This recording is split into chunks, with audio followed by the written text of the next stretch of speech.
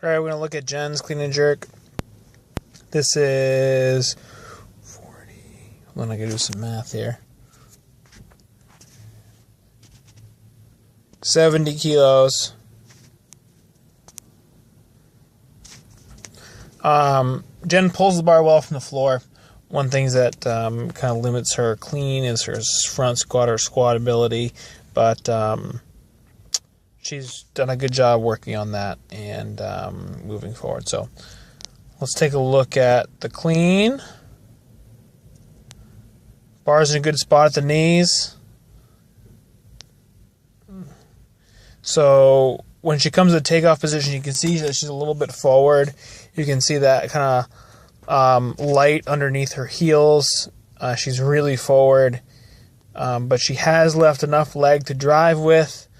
What this is going to limit is how much or how hard she can get behind the bar. So again, it'd be really good to look at and watch Julie's video directly after this and kind of look at the difference between the two.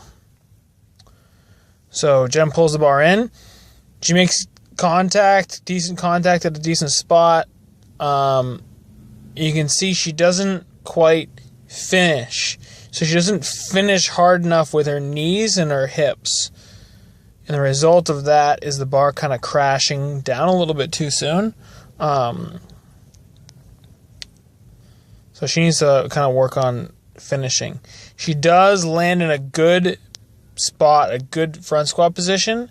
And one thing that she has gotten a lot better at is catching, keeping tension in the catch, and then driving up immediately. So she catches, she hits the bottom, and she drives up immediately without dicking around with her elbows all over the place trying to get them up.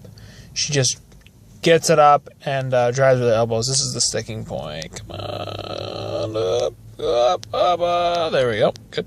And we're up. So we're going to look at Jen's jerk. Jen has a tough time getting underneath the bar sometimes, and her footwork isn't the best. So she's definitely somebody that tries to jump the bar really high and then press the bar higher when she lands, as opposed to pressing herself underneath the bar. So we'll take a look what happens.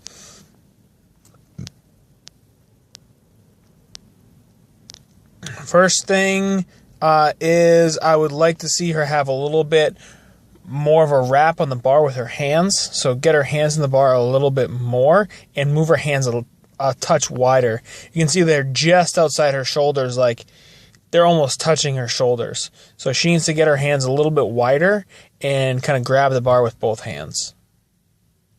Another a good front rack or a good rack position for the jerk, good jerk rack position to look at, again, is Julie's jerk position is impeccable. So take a look at that too.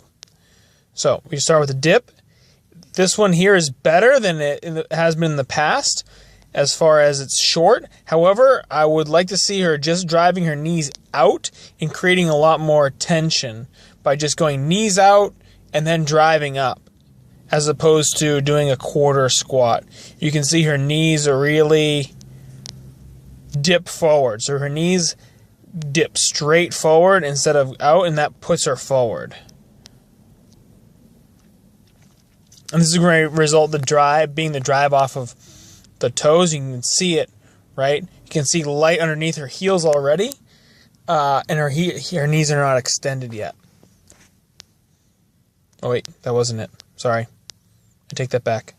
Disregard everything I just said. Now she dips. Okay, here we go. This is better. Well, not better, but better to see it.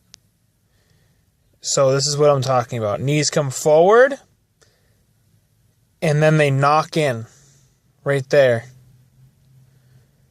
So what I want to do is what should have happened is knees just out, and right there, you should be thinking about coming back up.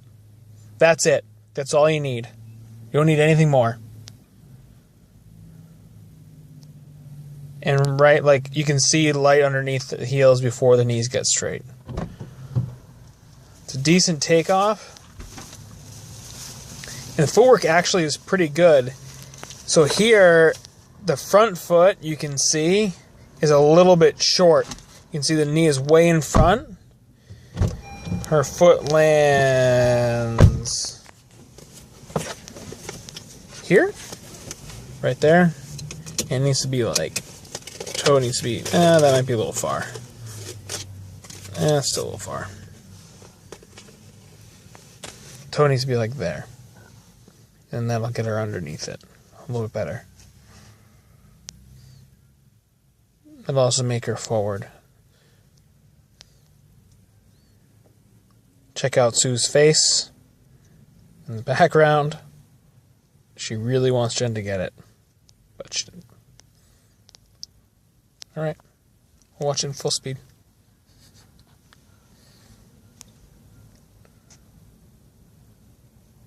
Full speed, here we go.